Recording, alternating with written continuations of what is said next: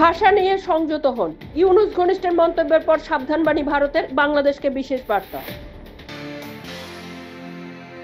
ইউনূস সরকারের উপদেষ্টা হাসান আরিফ প্রয়াত, আইনজীবী হয়ে কর্মজীবন শুরু কলকাতার হাইকোর্টে।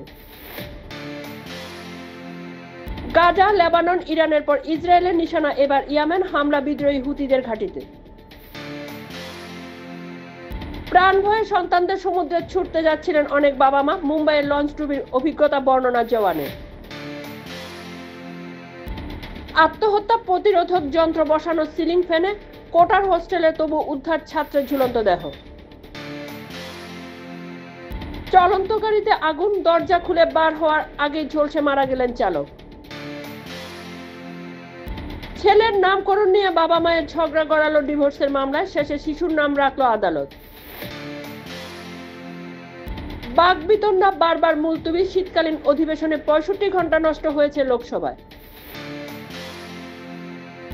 সময় ছিল 25 দিন, তবুও সংসদের শীত অধিবেশনে মোদি শাহদের কোণঠাসা করতে কার্যত ব্যর্থ বিরোধীরা।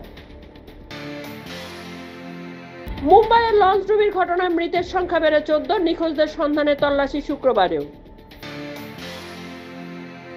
বাংলাদেশে হিন্দুদের ওপর এবছর হিংসার ঘটনা 2200, পাকিস্তানে 112, সংসদে জানালেন বিদেশ প্রতিমন্ত্রী।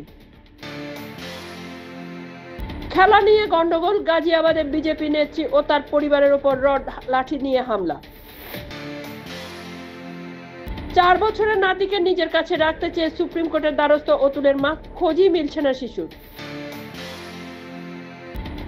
নেপাল ভুটানের সীমান্ত নিয়ে একেবারে চিন্তিত নয় ভারত, কেন? শিলিগুড়ি থেকে কারণ জানালেন শাহ।